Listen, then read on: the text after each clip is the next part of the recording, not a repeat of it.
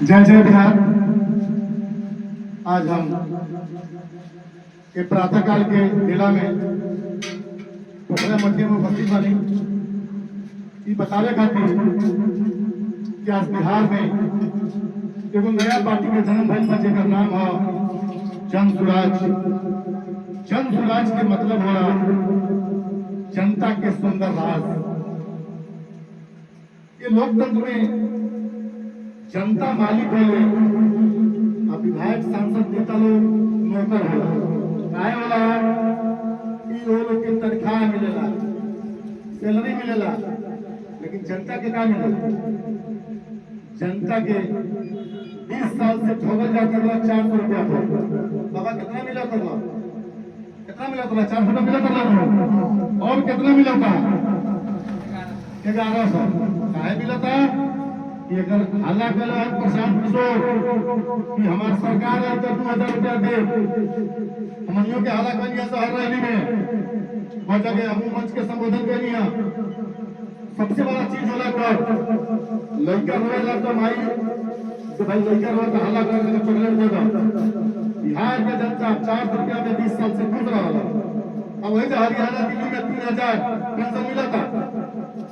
तो जब प्रशांत किशोर जी हल्ला मचौला 1100 रुपया मिला।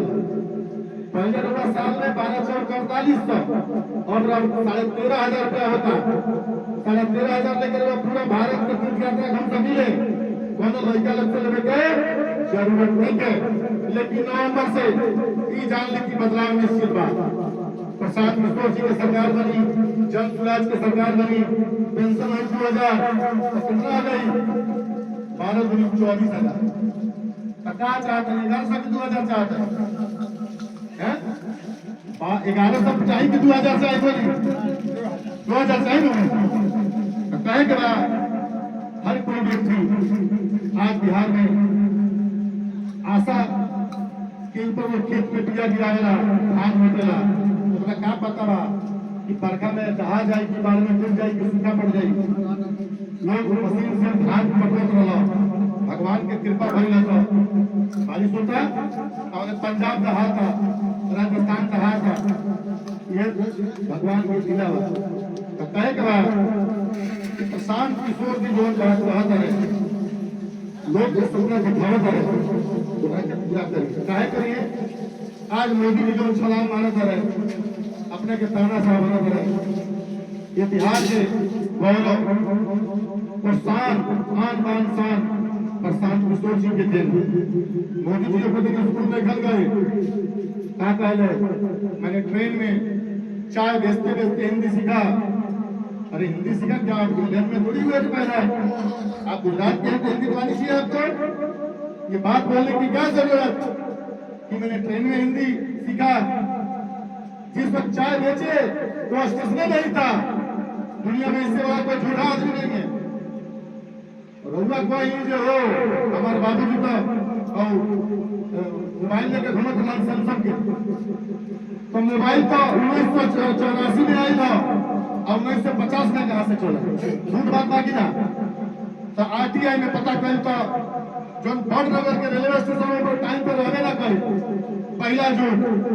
दूसरा झूठ लोग ज्यादातर नजर मोदी जी पिया है निकल है कर्मचारी हम। जब चुनाव आयोग कहला कि नॉमिनेशन में सारा कॉलम भरे के पड़ी ना तो नॉमिनेशन में रद्द हो जाए तो हम मजबूरी में लिख ले जसोरा में। तब पूरा भारत के लोग के पता चला जाए भाई तो बड़का झूठा बात तभी आरोप कर देगा। आप एक तरफ कहते हैं बेटी बचाओ बेटी पढ़ाओ और जिसको ब्याह करके लाए तो किसी की बेटी है ना जी बेटी जसोदा बेन आज भी उनके लिए करवा चौथ की व्रत करती है। उनके नाम से सिंदूर लगाती है। सिंदूर ऑपरेशन करके ढोल पीटा जाता है और सिंदूर का अपमान किया जा रहा है। तो एक शिक्षक टीचर थी, एक महिला सिंदूर लगाती है उनके नाम की। कहते हैं कि राम राज लाएंगे। क्या राम राज लाइएगा? राम को मानते हैं, राम की नहीं मानते हैं। राम जी अपने पत्नी के लिए लंका में लड़ने गए थे, रावण को मारकर सीता को लाए थे। और आप कौन से राम राज लाएंगे? क्या आपने अपने पत्नी को छोड़ दिया? ये भी तो झूठी बात है।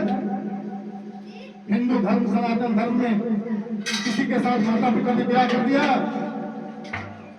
तो प्रेमकल का जोड़ बन जाता है, टूटता नहीं है, सदियों तक निभान, जब तक जिंदा तब तक।